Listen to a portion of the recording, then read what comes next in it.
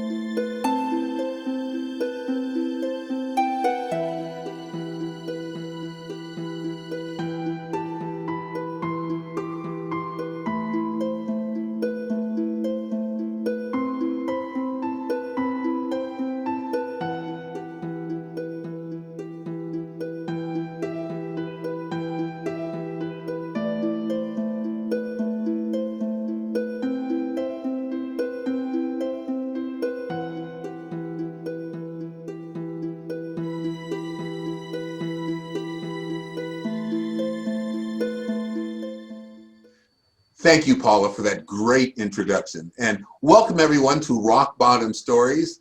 And we welcome our guest today, Mr. Loy Machedo. Hello, Loy. Hey, Dave. Nice to be here, man.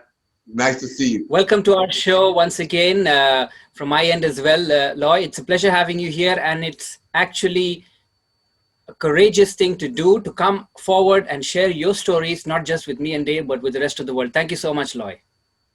I appreciate it, man. No problem. Excellent. Loy, to begin with, tell us something about yourself, who you are, what you do, where you are right now. Okay. 44 or 43, not too sure. Indian passport holder based in Thailand, in Dubai, that is UAE, where everything is the biggest, the largest, the tallest, fastest, and all the superlatives. So was there for literally 40 years of my life. Following that, obviously, because they do not offer citizenship, I had to decide what do I want to do as I was getting old. You see the hairs on the head started to vanish. And that is where I decided, okay, I had to choose between going to India, which I was not at all comfortable, and the West, where I didn't feel as ready for it. I felt Thailand was a much better, quieter place. Not too much of action, especially on the island of Samui. Came down here, and this is where I am today. Loy, it tells us a little bit about where you live and where you are. What do you do right now? What is your passion for your life right now? Okay, I may look like a villainous character from Spider-Man, but that's not what I do, and neither am I from the planet Zorb of Star Wars. I am an online consultant. I offer personal branding advice, suggestion, and guidance. People from all over the world kind of get in touch with me. If they Google search my name, you'd find plenty of videos. My primary focus is the Middle East markets, where I speak on the realities, because it is run by a monarch. You cannot speak the truth over there. So I am actually the only one in the world who shows his face literally and speaks the truth about what happens with the expats. And I keep a balanced view. I speak on the good, bad, ugly. And along with that, I also specialize in personal branding, where the goal is, how can you earn more money given the same set of skills That's what I specialize in. And I am this surprises a lot of people. I dropped out of school because I had a very poor upbringing, a very challenging upbringing. My parents were not the ideal parents. I had a miserable childhood, a lot of mistakes. That is where, with the attention that I sought, that is where the tattoos came in. Made a lot of bad choices. And eventually, I guess, because I found the gift of reading, I loved reading. I read a lot of books. I used to educate myself. And I think eventually I managed to come down to a place where today, where I love attention, I speak, and that is how I bumped into a celebrity named Dave Ross that was in Toastmasters. I accidentally saw his motivational speech, "Believe in yourself," and I was like, "Wow, this guy is a superstar." And I wanted to be something like that. But I guess maybe motivational speaking was not much for me because I speak on the realities of life. Given the pain and the tough situation that I was brought up in, I thought I would not want to be a motivational guy. I would not want to be everything is happy, happy, goody, goody. I would speak on the realities. And that is what kind of pissed me off, because I found out people like to paint a perfect picture, a motivational guy with a nice suit and tie, and everything's perfect with a perfect house and a perfect wife and a perfect family and a perfect car. And I was like, this is not what I want to show. And I guess I was outcast. And obviously, because I loved attention, I got into public speaking. I got into putting all these gimmicks. Eventually, I guess I found my passion, that is coming online, where initially nobody wanted to listen to a guy who would tell the truth, the ugly truth. But very soon a fan following started. And today, I guess I just appeal to a crowd of people who like to hear the real stuff. So that's where I am right now. Wow, that's a lot going on, Loy, and definitely looks can be deceiving. I was not expecting that, and definitely our listeners were not expecting that. So you are right now a very established online entrepreneur, I might say. But you just mentioned a few words about your childhood, and I just wanted to know, and our listeners would like to know, was that your rock bottom moment? And if not, what was your rock bottom moment in your life, Loy? There have been plenty of rock bottom moments in my life. If I were to highlight, let's say, 3 of them. One was, I think, as a child, I was, my real father left me when I was small. So I was raised by my stepfather. My mother never actually loved me. And I was given all these names, from being called a mistake to being locked up in the house. I was literally locked up alone in the house. There was no TV. There was no phone. There was nothing. I was not even allowed to read a book. I was not allowed to play with anyone. And because I would talk a lot, I didn't know ADHD existed. They would not want to talk to me. They would just lock me up in the house. And I would talk to myself in the 4 walls, imagine stuff. And but that was not the worst part. The worst part was where I was sexually abused and molested by my own uncle, who I thought loved me, but I didn't know at that time. And this continued for quite some time. And then my stepfather started to physically abuse me, where he would literally beat me to the point I would bleed. Imagine a 7-year-old child with blood right from head to toe, because he would take a bamboo cane and he would break it until it would break. I would literally look at the clock because I wanted to know when he would stop. It would take something like 1.5 hours. It was so terrible. Okay. And I thought that was the way children were disciplined, because my mother would say, this is God's way of disciplining you, because in the Bible it was said, spare the rod, something like that. So I thought, okay, this is the way children are brought up. I was bullied and pushed around in school, and in the church. Even the priest used to say, because I come from a very traditional Indian family, conservative. So I was told that I was possessed by the devil. I was evil.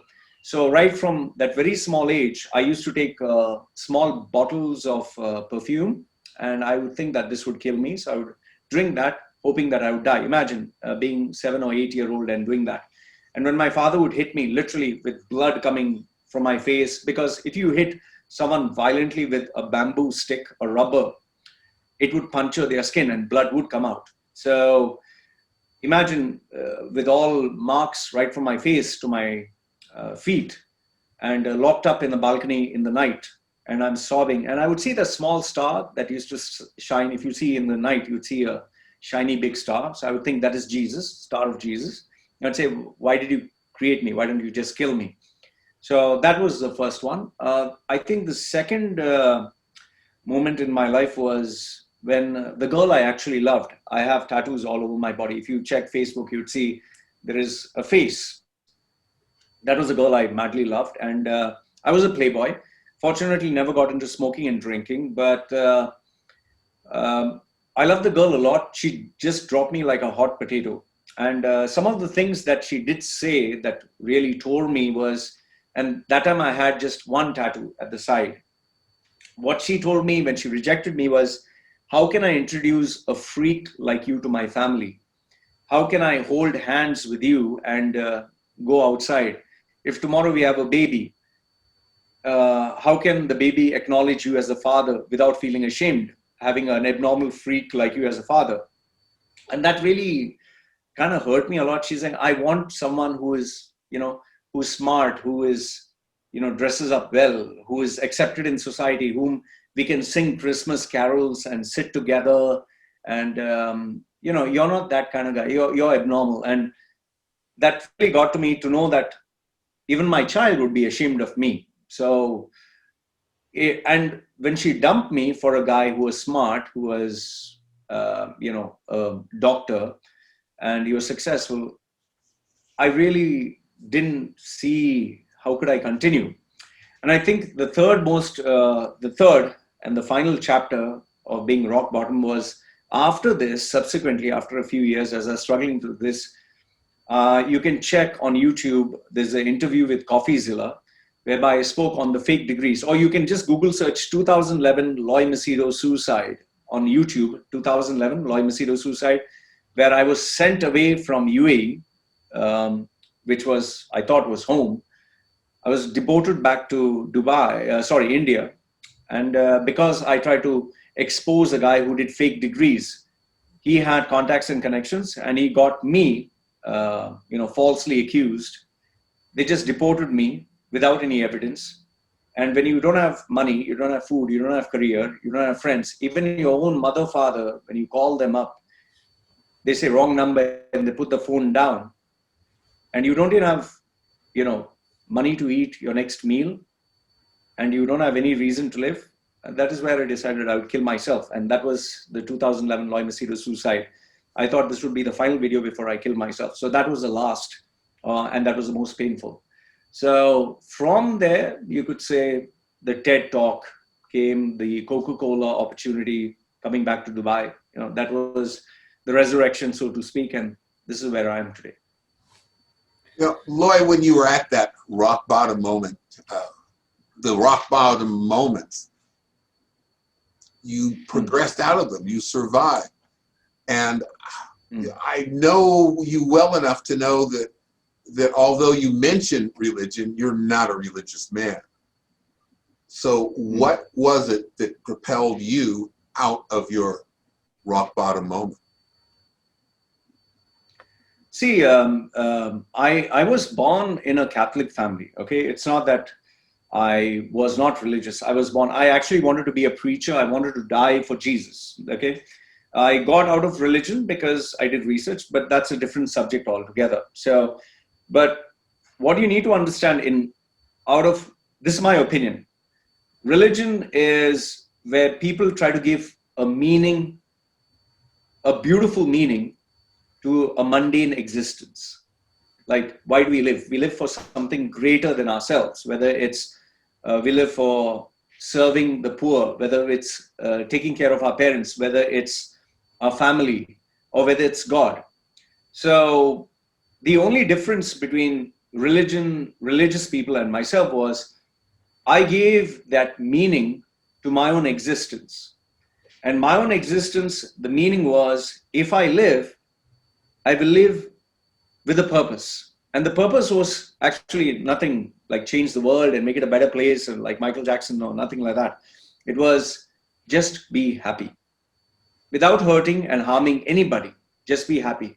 Whether it was eating my next meal, whether it was doing work, whether it was, just enjoying a movie, but it was being happy, doing what I wanted without trying to impress society, without trying to seek approval, validation. What we do today on Facebook, what we do on Instagram, we are constantly looking for how many likes we got, how many good comments we got, how many people praised us. For me, it was because I was born and raised in an environment of criticism where I was hated. I stopped looking for it. In fact, even my birthday was never celebrated. I never celebrated my birthday because on my birthday, my stepfather would make sure that he would beat me a little bit extra. So I dreaded the birthday. And I used to wonder, like, why do even people celebrate that? So I never sought approval or validation from others, even though deep down I did want to feel that, yes, I'm doing something worthwhile. But for me, the reason of me surviving the rock bottom was finding the purpose, finding the meaning. And the fuel for that came from anger, absolute rage. It's like someone hurt you, someone did something really wrong, injustice. Nobody believed in me, nobody loved me, or nobody liked me. And so I would take all that pain, all that anger inside, and even the tattoos that I used to get done. I used to tell my tattoo artist, push the needle in as hard as possible. Give me that pain so I know that each tattoo, I'm taking that physical pain. So I would let that pain, I would experience that pain, but I would not try to hurt anyone. I would not, if I did seek vengeance, which I tell people, I sought it in a way to do better for myself and succeed. So, because I realized, if you see the 2011 Loy Machedo suicide video, I realized nobody gives a damn. Okay, I'm putting it very politely because you said, don't use the bad language. So, because nobody gives a damn about you. Nobody. Sob stories, nobody wants to hear. Your mother has cancer, your father is dying, your daughter has tumor, you lost your job. Boo hoo hoo, nobody cares. People will just be, they will just listen to it. They would give you, let me hug you, let me hold you. I'm sorry, hugging and holding is not what I need.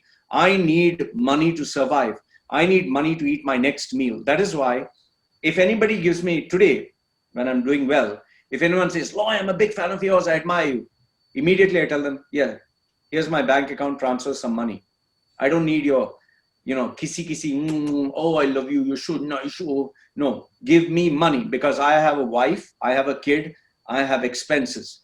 So that is why I rather prefer having enemies who just hate me, because that hate drives me, it fuels me. It's like fire, and it keeps me awake, because too much of lovey-dovey stuff makes you soft, Wow. That fire that is within you is really evident in the things that you do and how you move forward. But again, if somebody were just to tune in on this, they think, oh gosh, what a fiery, evil, angry man maybe.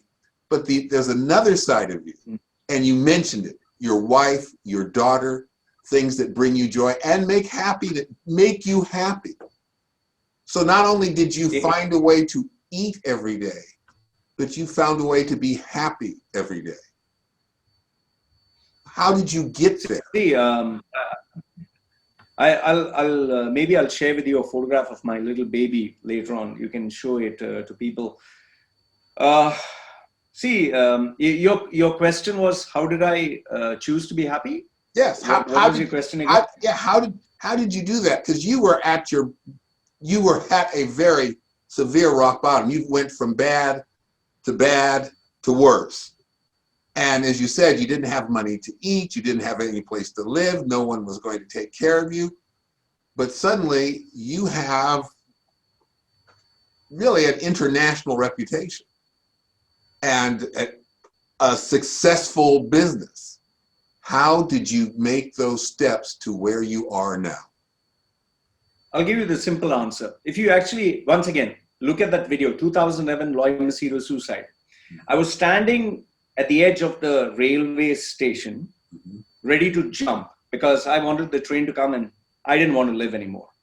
Because before that, I got robbed at knife point, whereby I got so pissed off that this guy wanted to rob me even after losing everything. I just landed in India, sat in a taxi, and this guy tried to rob me, knife.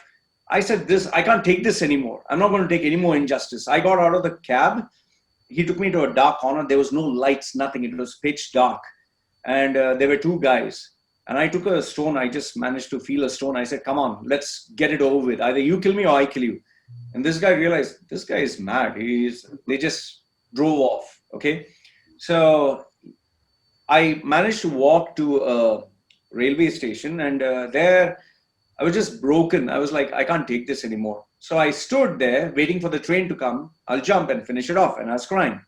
So as I was standing there, just next to me was an old lady, and she's looking at me, really old. And I'm looking at her and I'm crying. And she is like, we're not saying anything much. So the train comes and I was like, I'm supposed to jump, but I was like, okay, I don't want this lady to get a shock of her life. She's old. So she climbed into the compartment, and the train went off, and I was like, okay, next train, I will jump. So I wait for the next train, and then I'm waiting and I'm waiting and I'm waiting. And then I just turn around to my left, and there I can see two guys lying down. They're sleeping on the footpath, and they have their phones taken out, and they're actually filming me because they knew I was going to jump. And I was like, what a bunch of whatever. They just want to take a nice little video so they can share on social media. And I hear I'm crying, and I'm like, So I was waiting for the train, and then I just keep looking, and there I can see in India, you have a kind of a digital clock. Okay. It shows the time, and it was showing the morning time. So I was like, oh my goodness, I missed the last train. Now I have to wait all the way to the morning to complete my mission. So I was like, this is so pathetic. And then I turn around and see these idiots. So I was like, I'm not going to give them a free show. Go to hell. So I just walk out of there and I sit down, and they stop filming, and they're still waiting. And here I'm sitting and crying, and then I can see 2-3 guys walking, and I kind of realized that they were waiting to mug me, to rob me. So they're waiting for me to fall asleep. So I was like, it's like my bad luck just never ends. So I looked around and I saw a cop who was sleeping there. So what I did is I went there. There was a small coffee station where you get cheap coffee. They just put a little water, diluted. So I bought him a cup of coffee, and I bought myself a cup of coffee, and I sat next to him. So he let me sit next to him. So then these guys realized, oh, okay, we can't rob him because he's sitting next to that cop guy. So I waited there until the wee hours of the morning. And I decided, okay, now it's time to kill myself. But then in the morning, first train, there were too many people. All of a sudden, kids and children, because everyone wanted to go to work. So I was like, it spoils my day again. So I said, okay, fine, might as well do something. So the train came, I got on board. I have no idea where I'm going. So I got on board, and it just started to go. And as I was on the train, I decided, okay, I'm on the train, might as well just go ahead with life and just see where life takes me. And one thing led to another. As I was on the train, rain started to come. I put my head outside. I enjoyed the rain. I saw us going on mountains, and I saw the sea down below. I enjoyed looking at that. So I started enjoying these moments one by one. When I landed at the station, that is after speaking to a lot of people, enjoying the conversation, once again, thoughts of suicide came again. I decided, okay, time to kill myself again. But then once I landed there, I found out that was the last train. I was like, okay, I'll have to wait tomorrow. Checked into the hotel. When I checked into the hotel, I was like, okay, how do I kill myself here? There was no knife. There's nothing. So I was like, okay, sleep today. In the morning, I'll kill myself. Woke up in the morning, went to get a knife or something. And there, get up in the morning, you see people selling stalls and nice food and all that. I was like, this is nice. And I'll tell you a secret, for those of you who want to commit suicide, here's the secret. Just make sure that you're not happy when you're planning suicide, because if you start feeling happy, it ruins the moment. And I started to feel happy. And when I was eating good food, I was happy. You don't think of suicide when you're happy. So I was like, okay, this is kind of ruining the moment, so might as well enjoy. So after eating food, I walked around, and lo and behold, in India, in Kerala, that is the southern part of India, from Mumbai, I traveled for 2-3 days in train. I found UAE Exchange. It was the exchange house with the name UAE. So I was like, wow, UAE, same, my motherland. So I was pretty happy. And lo and behold, next to UAE Exchange was a bookshop. And I loved books. Immediately, like a small kid who sees a candy store, I ran into the bookshop and I was looking at all the books. And books are very cheap in India, I'll tell you that. Very, very cheap. And I was so happy, I went and bought a book. Now, second clue when you're committing suicide, never read a motivational book. It ruins the moment. I took the book home. I was reading motivational books. I was reading, you can do it, believe in yourself. I was feeling good about it. I was like, wait a minute. I closed the book. I was like, this is not a good idea. I should not be feeling good. I should be feeling miserable, sorry for myself. Only then I can commit suicide. So I was like, okay, keep the book aside. I remembered I went down to get a rope or a knife. So I went down again, searching. I found the place where there was a rope and knife and all that.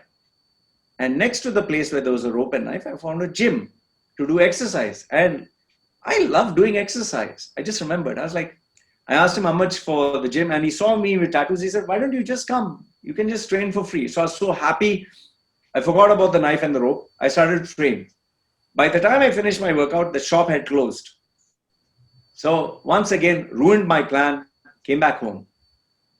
So it was only when I sat in the room alone did I start thinking of suicide, because nobody was there. It was quiet. Thoughts, idle mind, it kind of attracts all negativity. So I kept quiet. I said to myself, nothing doing tomorrow, no gym, no reading book, nothing. I will end it. Finally, I got up the next day and decided, this is it, no more excuses. So as I was walking, and this I would never forget, it was nothing poignant, it was nothing magical. As I was walking, a cow passed by. In India, you have people, human beings, cows, dogs, buffaloes, everyone just crossing. It's an open country, so they treat everyone equally. So Mr. Buffalo was crossing. Actually, it was not Mr. Buffalo, it was Miss Buffalo, because it was a female. Okay, don't ask me how do I know that. It was a female.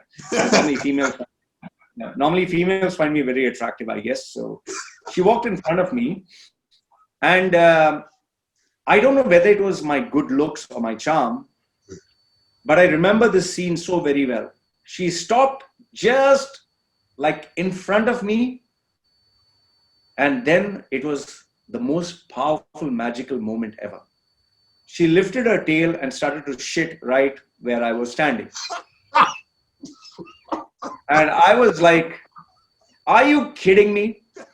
And if that was not bad enough, she started to urinate. And I'll tell you, when a cow urinates, it's not nice. It's not, like with aim. It goes everywhere, splash, sploosh. And I was like, this is ridiculous. It spoiled my mood. I was in such a focused mood. I'm going to kill myself. And then you get this cow with cow dung. And now I'm covered with all this disgusting stuff. And no sooner did that happen, everyone enjoyed the show. All the people who were, and they were all laughing. And here you have a guy who looks halfway like Spider-Man with a cow that has attacked him with all the unwanted stuff, and everyone's enjoying the show. And I was like, this can't be happening. This is not real. So I went, and I went to the shop that was nearby, and I was so angry. I asked for a cup of tea. asked for a cup of tea. And no sooner did I ask for a cup of tea, I saw one guy eating a rice cracker. In India, it's called chakli. Okay.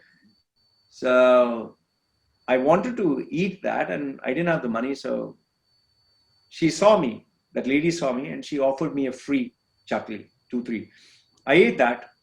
And then I went back to my room just to clean up the mess, whatever. As I sat down there, I'll tell you, it was then I started to have this conversation with myself. I thought about the fact that every day I was thinking of suicide, contemplating suicide, but every day something happened. So I asked myself, why did I not want to suicide? Why? Well, because I found something to do.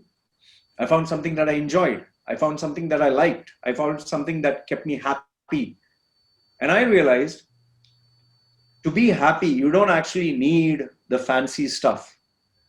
Small things can keep you happy, whether it's a small meal, whether it's a small interaction, whether it's going to a bookshop, whether it is reading a small book, whether it is eating a cheap meal, whether it is going to the gym. And that is where I realized I have a choice. I have a choice to feel miserable, or I have a choice to feel sorry for myself. It's me. It's nobody else. I chose to read a book. I chose to eat a meal. I chose to go to the gym. And now I'm choosing right now to sit in this room. So why am I choosing stuff that makes me miserable? And then I started questioning, okay, but what about things that happen? And that is where I remembered Miss Cow, who shat and pissed all over me. I was like, okay, those are external factors that I can't control. There will always be someone who will shit and piss all over me, you know? Sorry, I just have just want to blow my nose. So this is not me getting emotional. This is just a tickly nose. Don't worry, I'm not crying. So, so in case you are wondering, Loy is getting emotional. No, this is, don't put sad music at the background. Okay, this is not the sad part. The sad part is when I don't get my payments on time. So that's pretty emotional. So I just realized that you can't control external factors. There'll always be people shitting and pissing all over you. You'll get the economy, whether you'll get your employer, whether you'll get your relationships, your girlfriend, your boyfriend, your lover, your family. You can't control that, but you can control how do you react to that. And I could have, continued feeling bad about it. I was like, no, wait, I need to choose. So from that very moment, I'll tell you, it was just a very simple decision. If I choose to live, I will live on my terms. I will do what makes me happy. And I'm going to stop blaming others, whether it's a world war, whether it's a disaster, whether the economy is bad. I will choose how to correct it. Good, bad, ugly.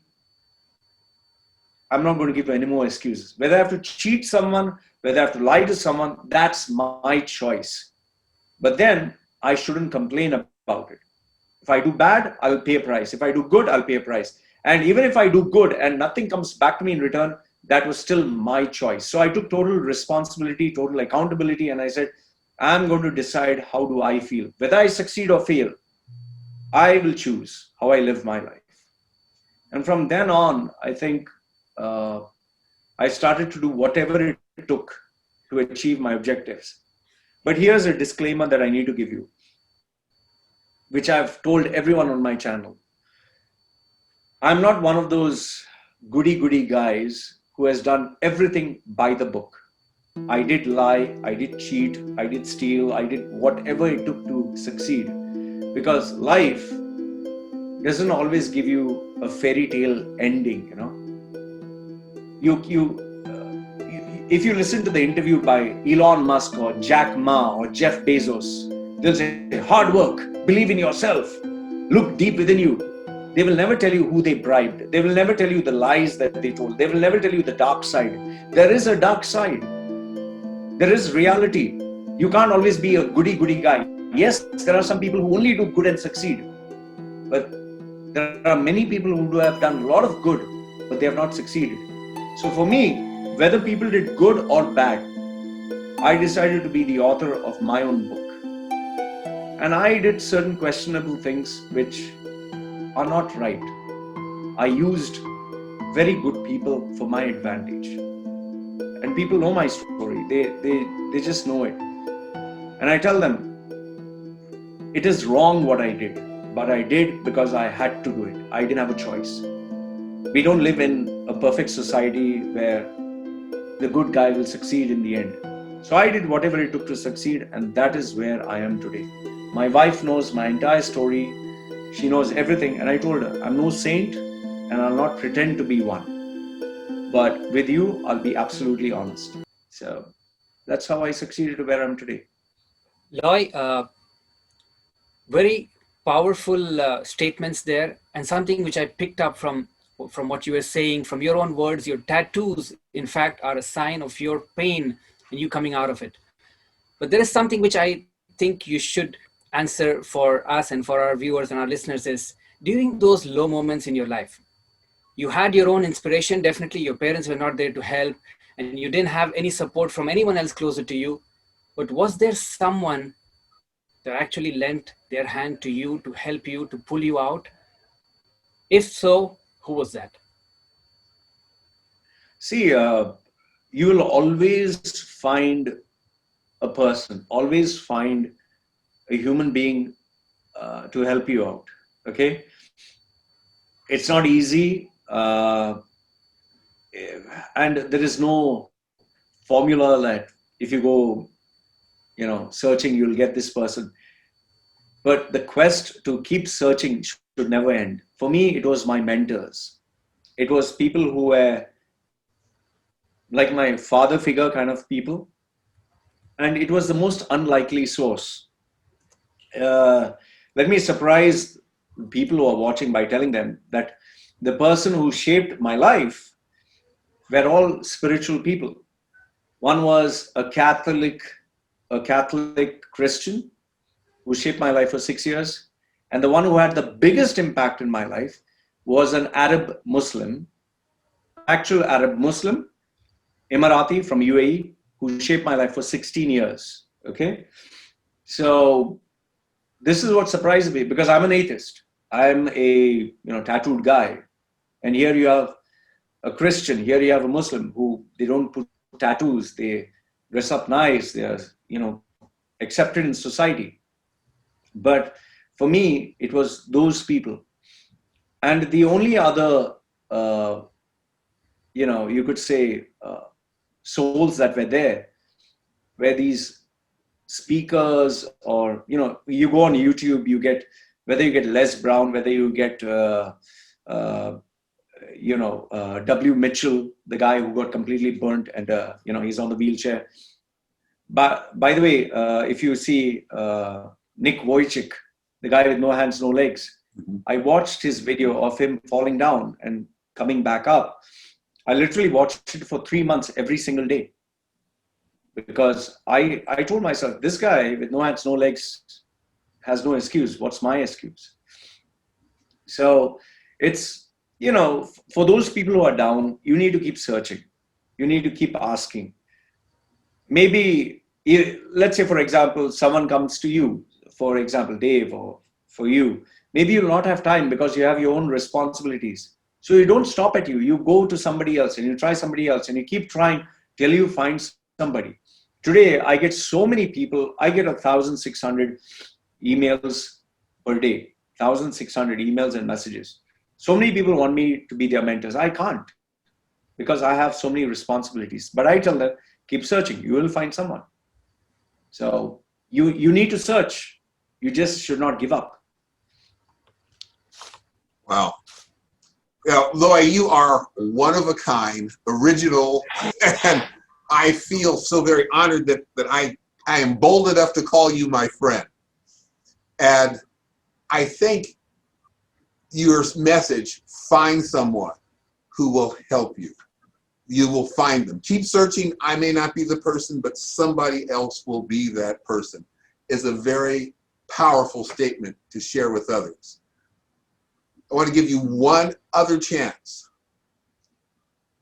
if you could talk to the younger Loy, what would you have told him 15, 20 years ago?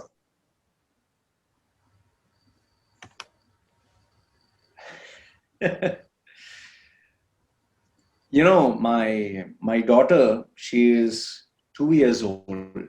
Yes. Okay. My mother, who abused me, my mother absolutely abused me, and I named her after my mother. Her name is Helen. Okay. I named her in honor of the woman who was responsible for shaping my life. So I named her Helen. And kind of symbolic to say that the woman who had the maximum impact in my life, here's another one who has the maximum impact. That woman tried to destroy my life, but I'll try to give life to Helen. Helen tried to destroy my life, but I'll try to give Helen. Now, I have told my wife this, and this is exactly in answer to your question. I told my wife, I want us to make life hard for our little one. Not easy, make it hard. For example, in Thailand, domestic violence is very common, bullying is very common, drugs is very common. You know, there are so many youngsters who do not know how to even handle rape or sexual predators. I have told my wife, I want our child to be put in these difficult situations. In fact, where most Asian women like to look pretty and white, and you know, there's this thing that the whiter your skin, the more beautiful you look. And for Thai people, especially, their nose is kind of squished. So my wife used to have the habit of pulling my baby's nose. I one day asked her, what the hell are you doing? She said, Thai people want a nice nose. They have to pull the nose. I said, you're not going to pull any nose. You're not going to pull anything. I got married to you for the squished nose. You keep the squished nose. Okay. Yes. And my wife said, don't you want me to look beautiful? I said, to bring a closure to the conversation, I said, I didn't get married to you for your excellent looks. Just to let you know, your looks was out of the question. Even if a pig, you put a gold ring on a pig is a pig.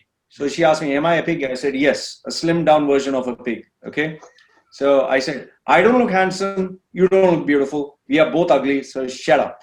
Okay. So my wife understood. Okay. We are a very ugly family. But I told my wife, okay, don't focus on the looks. I don't want our daughter to be another bimbo on Instagram and Facebook putting duck faces like this and that. I said, most of the idiots are doing that. I want my little baby to have this common sense. Okay. So right from the day she can play sports, we are putting her for Muay Thai, where I want her punched in the face. I want her kicked. I want her beaten with guys who are bigger than her. Why? Because when someone slaps her, she shouldn't come to daddy and say, someone slapped me. No, someone slapped you, you bitch slap them from here to Timbuktu. Give them what needs to be done. Because if tomorrow, Dave, if tomorrow I were to die, and which I will, okay, because I'm 44, my wife is 27, I'll die first, hopefully, because I don't want to be a guy on a wheelchair with tubes all over him to take out food and put food, no. So I told her, even when I go running out, maybe a coconut would fall on my head, which is very common here. Okay. So in case I'm dead, you know how I died. Okay. So I told my wife, if I die, you're going back to the fields. You're not going to have this foreigner life that I'm there. You are a rice farmer. You're a laborer. You're going to earn hardly maybe $200, $300 a month, which is not enough. Our daughter will end up being just like you.